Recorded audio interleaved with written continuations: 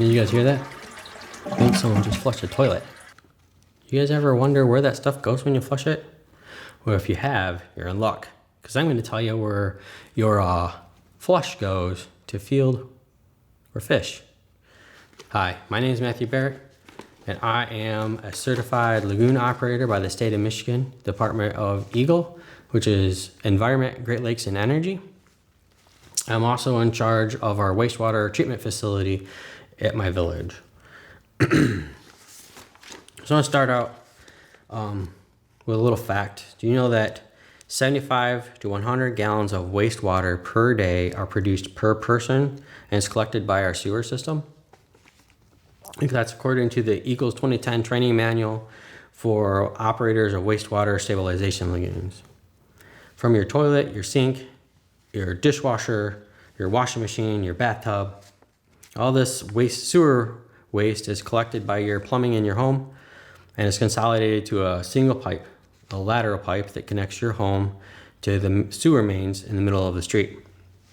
You know that 99.9% of your wastewater is just plain water and only 0.01% of it is a contaminant?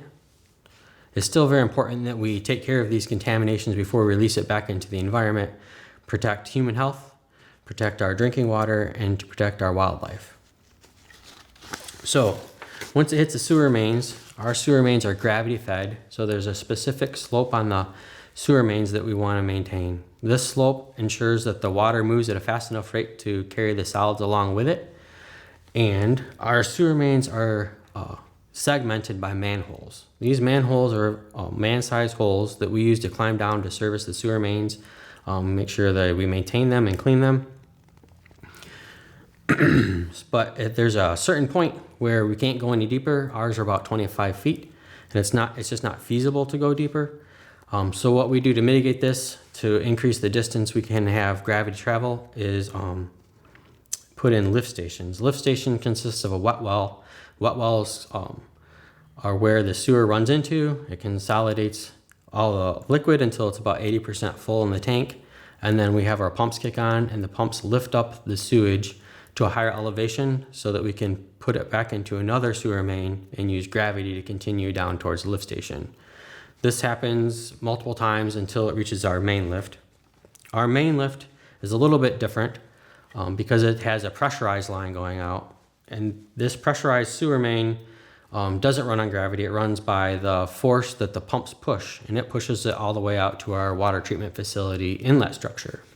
Our inlet structure is like a big round cylinder. It's divided in half, and the inlet comes in one side, and then we have two divided into the other side in 2 quarters, and we have weir gates, and that allows us to direct the flow into which lagoon pond we want it to run into.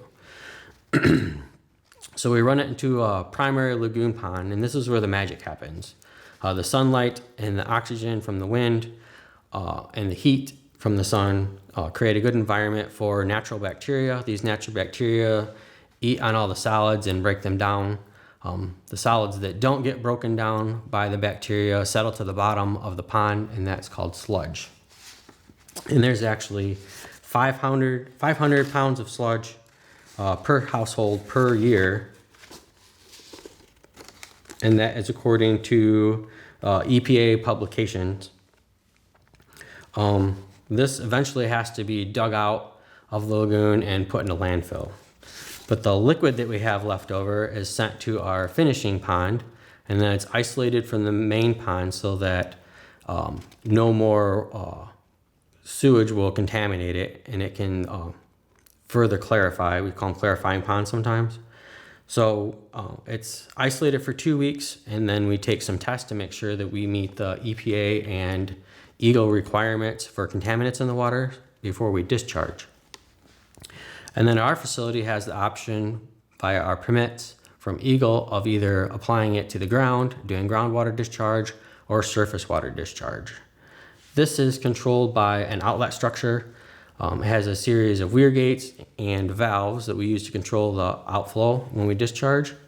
One set goes to an irrigation system where we irrigate it on crops or on the ground, and then it filters down through the ground and then eventually gets back into the aquifers.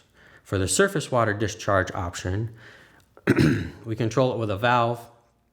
We open it up, it runs through another series of pipes.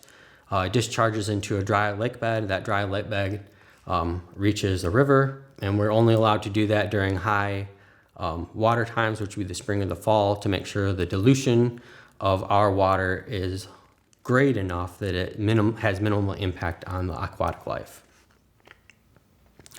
So that's kind of the wrap of our journey from the toilet back into the environment.